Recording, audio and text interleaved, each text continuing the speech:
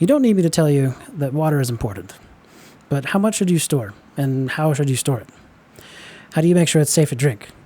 In an emergency, you can't use what you don't plan for, so let's talk about some water storage plans.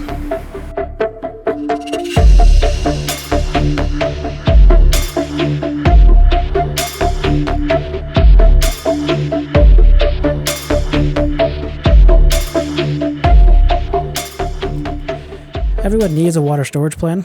Whether your idea of water storage is the half-gallon Brita filter in the fridge, or you've got 500 gallons in your garage, we're going to help you build, improve, and test your plan. It should be appropriate to your tech tree level, your situation, your family needs, and it should fit within your constraints. We're not just talking about gear or filters, we're talking about a real written plan that you've thought through, built, and tested. By the end of this video, we want you to have a storage solution you can rely on in an emergency. So, minor emergencies happen all the time, and you might need your water storage in these relatively minor emergencies. I live in one of the great American cities, and we've had our water completely shut off without warning 4 times in the last 2 months.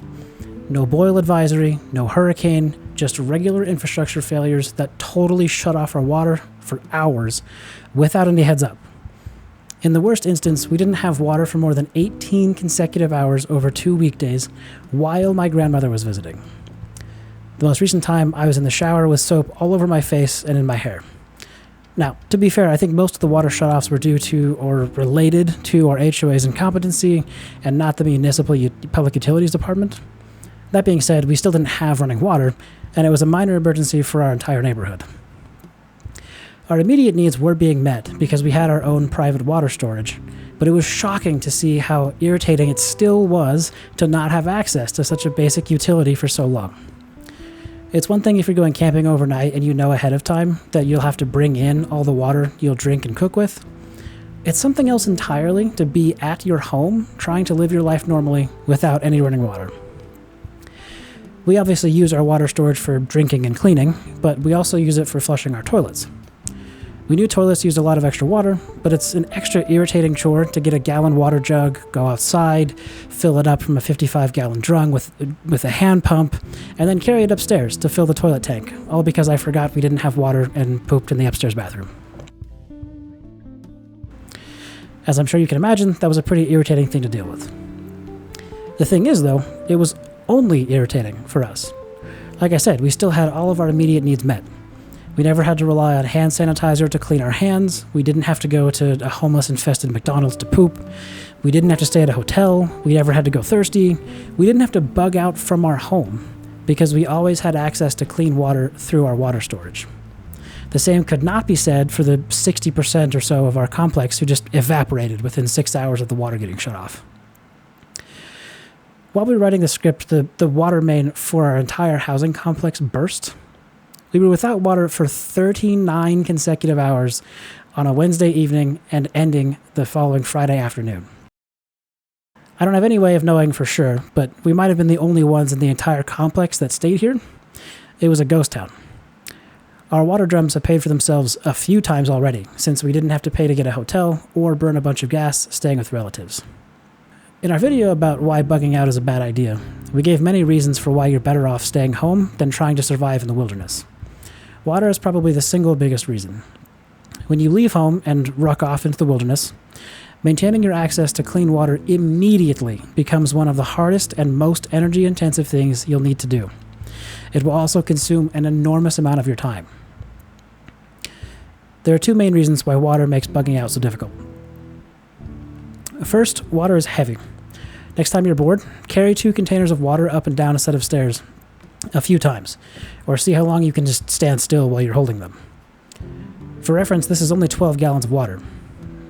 Now imagine everyone in your family doing that for 2 weeks, while also dealing with whatever emergency situation you find yourself in. Let's do some quick napkin math. This is just meant to be an illustration, so don't get too lost in the minutia.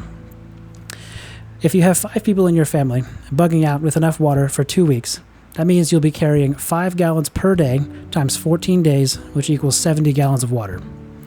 At 8.3 pounds per gallon, that's 581 pounds. That's 116 pounds per person, which is a bit more than my brand new baby can carry.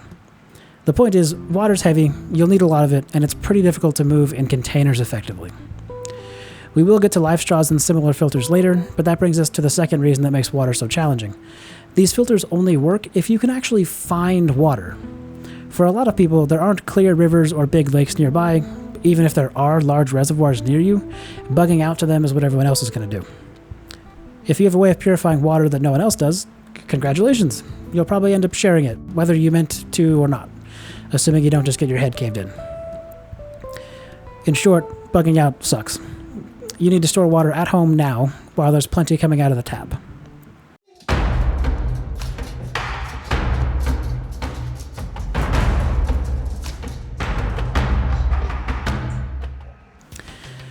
So what should you actually do? Hopefully we've pretty thoroughly established why you need to store water at home. Some people are afraid of water storage because they think they're going to have to dedicate a car's worth of garage space to some IBC totes. And while that might be a good decision at some point, we'll refer back to our tech tree. Tier 1 on the water storage branch is to store 3 gallons per person. The expectation with that recommendation is that you'll use half a gallon for drinking and half a gallon for cleaning and cooking.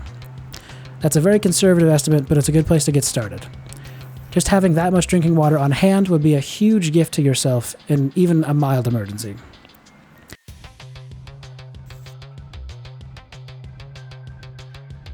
Think something like your water heater dies and the plumber ends up working through your dinner time. You've got water stored, so it doesn't really bother you. This example illustrates an important point about prepping. We want to maintain the highest level of comfort and convenience for as long as possible in as many situations as possible. The point isn't to have the bare minimum to survive. We want to try to preserve civilization during uncivilized times. As you move up to the next tiers of the tech tree, you'll quickly realize that 1 gallon per day isn't nearly enough to live off of. For one thing, if you experience a serious natural disaster, you won't be spending the days immediately after just lounging around. You'll be outside working, and you'll be sweating more than normal. That means you'll need both more water and more electrolytes than normal. You should absolutely, definitely, most assuredly include some kind of electrolyte powdered mix, or a pack of Gatorades, or something like that in your water storage. Let me give you an example about electrolytes. My brother, who lives in Arizona, went camping a few weekends ago. I know, it sounds terrible. This is what he said about the experience. By 10 a.m. it was 90 degrees outside. In the span of just 24 hours, I drank an entire gallon of water in addition to a handful of other drinks. The day after returning to air conditioning, I was still dehydrated and fighting a headache, despite drinking another half gallon since getting home. The problem was that I wasn't specifically focused on electrolytes. Your body's cells use electrolytes like sodium, potassium, magnesium, etc. to control the amount of water they absorb through concentration gradients and osmosis. The problem is that you lose electrolytes when you sweat, so you need to ingest some to replace what you've sweat out. If you sweat too much without replacing your cellular electrolytes, your cells lose their ability to control water absorption. This can lead to dehydration even if you're still drinking water.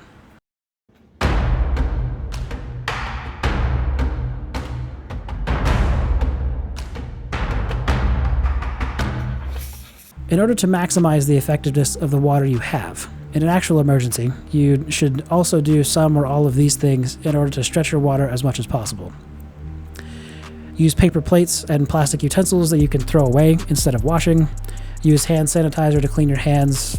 We have a 6-month-old baby, so sometimes you definitely need some soap and water to wash your hands properly, but using sanitizer when you can is a pretty good idea. When you do wash your hands, collect the hand washing water in a bowl and keep your relatively clean cooking water. Then use both of those later for toilet flushing or some other gray water use. If it makes sense in your situation, get a toilet alternative. It doesn't really make sense for us since we live in a townhouse with no space for something like that, but it's an option worth considering if it's appropriate for your situation. Get some disinfectant wipes for cleaning stuff so that you don't have to use water. Use wet wipes for personal hygiene, and don't neglect your hygiene. You should be extra careful about keeping everything clean, but especially your body. Keep washing your face, keep your balls clean, etc. Speaking of your balls, if you don't like microplastics, glass jars are a good place to start on the storage tech tree. We still use larger plastic jugs because we bought them a while back, before the revelations about microplastics came to light. However, if you store your water in a cool place away from the sun, radiation damage and thermal cycling don't tend to happen, so thicker plastic is probably fine. If you keep water in your car, and you really should, we don't recommend plastic bottles unless you cycle them pretty frequently.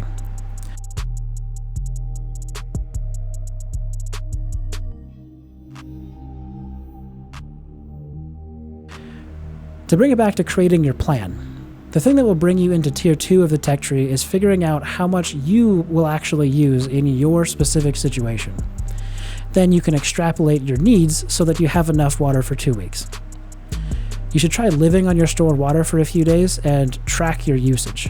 Pretend the water's off for the weekend and cook, clean, drink, poop, using only what you've stored.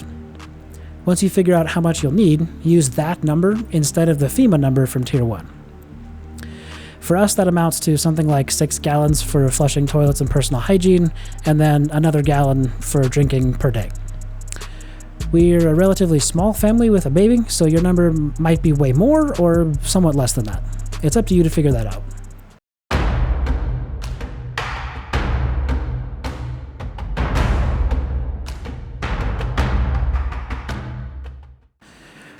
So how should you actually store that much water? You want to make sure that you use food-grade containers. Don't use milk jugs. They're hard to get clean, the plastic is really thin, and they fall apart relatively quickly. Store containers in cool, dark places away from sunlight. Rotate at least every 12 months, but when you first get started, you should check your water after a month or so, just to make sure nothing is wrong. We use a combination of plastic water bottles, glass jars, glass jugs, large plastic jugs, and a pair of 55-gallon drums. The plastic bottles were cheap, we are phasing those out and don't intend to use them for long-term storage. The jars work really well for hand washing, since they're small enough to handle easily, but large enough to hold enough water for several hand washings. They also work for car water storage, as long as you put them in a box with some padding and take into account freezing if that's something that happens in your climate. These gallon jugs are just about the right amount for flushing a toilet. We got them secondhand from an old Asian lady that apparently liked to party. The plastic jugs store about as much as can be reasonably moved by an individual person. This is currently our bulk drinking storage. The drums outside were filled with our municipally treated hose water. We don't intend to drink any of this, although it's technically potable and we could if we had to. But it's stored outside, and I don't know how much I trust these caps to keep contaminants out. We didn't line them with Teflon tape. This is what we use to flush our toilets during our water outages. If we did have to drink from it, I would filter it first. You should also consider getting one of these, a bung wrench, so that you can keep your drums closed up pretty tightly. Don't forget about your water heater. Most hold 30 to 50 gallons, assuming that you flush it at least yearly so that it isn't half filled with sediment. In an emergency, that's clean, accessible water, assuming you actually know how to get to it. So figure out where the drain valve is, how to turn off the intake, how to get water out without making a mess. Remember that if your water supply gets contaminated at the source, your water heater will probably be dirty too. An important note here, you should have a well thought out variety of different containers for emergency use. If you have a single 275 gallon IBC tote full of water, that's great, but it's also like having gold coins and intending to trade with them. At the time of writing, gold is worth more than $3,000 per ounce, and if all you have is that one tote full of water, it's kind of like trying to trade with just one really expensive gold coin. Your options are pretty limited unless you have a good way of dividing it to usable increments. You're not going to trade a crust of bread for a gold coin. As an aside, don't buy precious metals and then hide them to use as currency in the apocalypse. Buying metals as an investment is fine, but there's a whole biblical parable about burying your money. It's pretty cringe to spend thousands of dollars on precious metals just to bury them in your backyard. To avoid sitting on the metaphorical gold bullion that isn't very useful to you, make sure you have a plan for how to get the water out of your containers. If you have 55-gallon drums, something like this bung hand pump siphon is serviceable in an emergency. An electric pump is probably better when the grid is still up, but at $200 to $300, it's a bit more of an investment. If you have an IBC tote, you could store it up high enough to get decent pressure out of it and use it that way. What I'm saying here is that if you're going to use drums or big totes, you should have a pump that doesn't require a grid power, and the container is required to move smaller quantities of water to wherever you actually need them. We're only up to tier 3 water storage, so everything beyond that we'll have to save for a different video. That would include some kind of like rainwater catchment, a way to purify and treat rainwater, and quite a bit more space for storage. There's also some legal constraints depending on your locality. Where I live, the government doesn't trust you with more than 100 gallons of rainwater without a permission slip. So tier 4 probably looks like having your own well and a robust water treatment facility. To summarize, if you live in an apartment, you'll probably have to stick to like smaller jugs, 2-liter bottles, glass jars, stuff like that. If you have a house, you'll want all of those things too, in addition to things like drums or a tote if you have the space for it. Make sure you have a pump, otherwise it's just a giant cube of frustration. If Daddy Government says it's okay, set up a rainwater catchment system and using your house gutter system or some other method like that. If you have a compound, I'm not sure why you're listening to us, but you should probably have a warehouse of some variety with pallets of drums and totes that you move around with a forklift. Keep an inventory of your pallets and rotate them accordingly. Catchment systems like rain barrels or IBC totes tied into your gutter downspouts can really increase your long-term self-sufficiency, but they only work if you build and maintain them ahead of time. If you wait until an emergency to install them, it's too late. We aren't experts on designing catchment systems, but they exist on YouTube. Andrew Millison has some great stuff on rainwater collection and permaculture stuff more generally.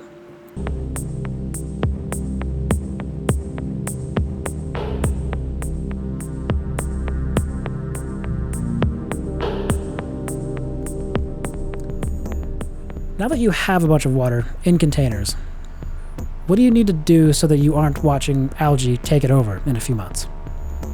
If you store clean water in a food-grade container, it can last 6 to 12 months. Typical tap water from a municipal supply is already slightly chlorinated, so it's safe to store as is.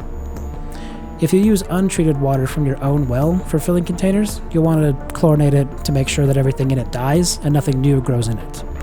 Store the cleanest water that you can. Crap water in is crap water coming out. You can use water preservatives like bleach to make it last longer. It's a good idea to use preservers in your larger containers like drums or totes. They're much harder to move around and to rotate, so the extra few dollars now is worth a decrease in hassle later.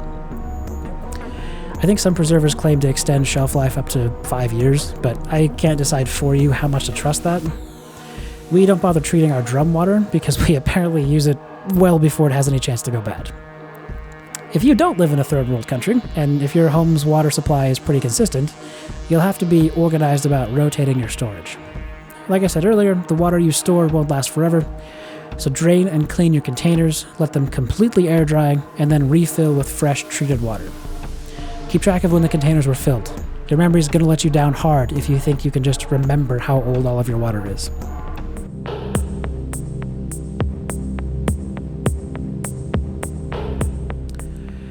Stored water is actual security.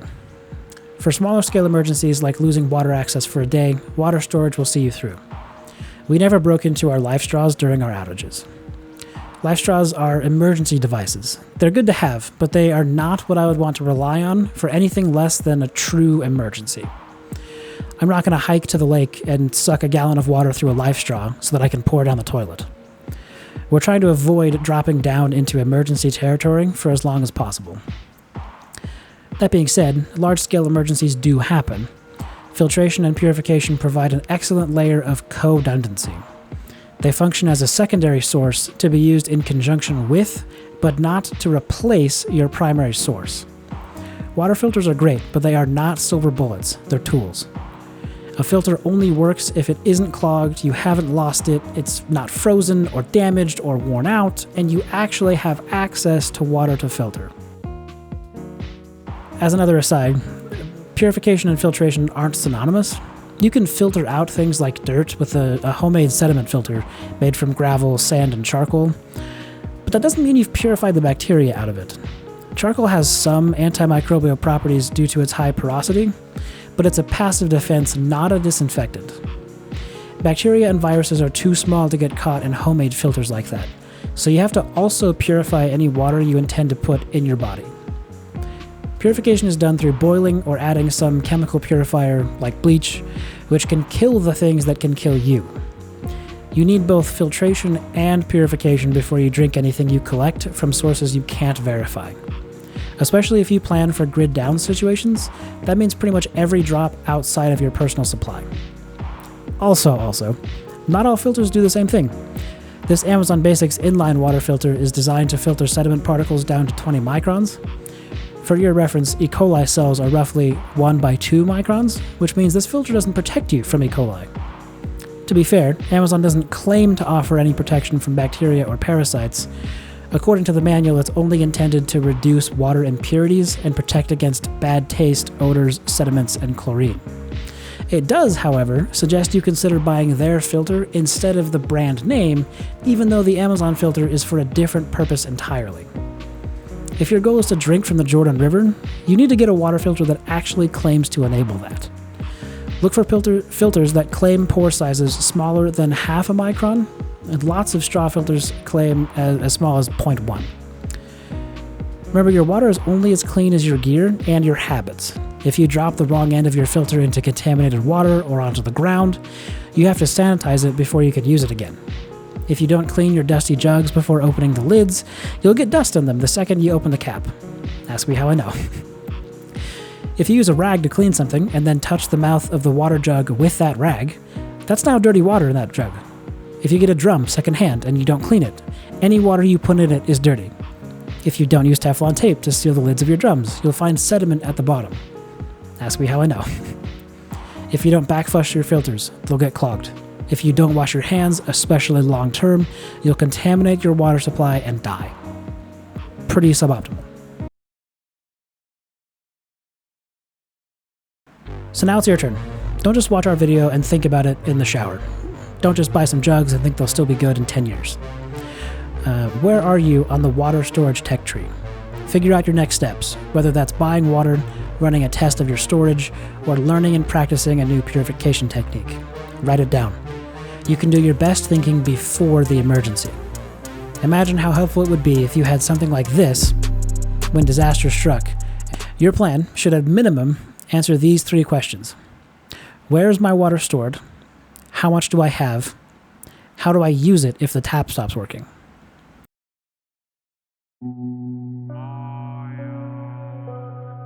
Don't wait for an emergency to realize you don't know how to open your water drum, or that all of your stored water tastes like dusty plastic, or that your only life straw is in the trunk of the car you loaned to your cousin. Make a storage plan now, test it, and make sure it's sufficient for your family, your space, and your life. You don't need to panic or to be paranoid if you have a plan. You don't need to live in fear, but you do need to be intentional. Water is one of the simplest things to prepare for and one of the most miserable things to be without. Being prepared isn't about fear, it's about stewardship. God gave us minds to plan, hands to work, and family to care for. When you store water, when you think through the details before the crisis hits, you're putting yourself in a position to responsibly take care of what the Lord has entrusted to you. It's a way to live out your responsibility and stewardship before the Lord. Thanks for watching.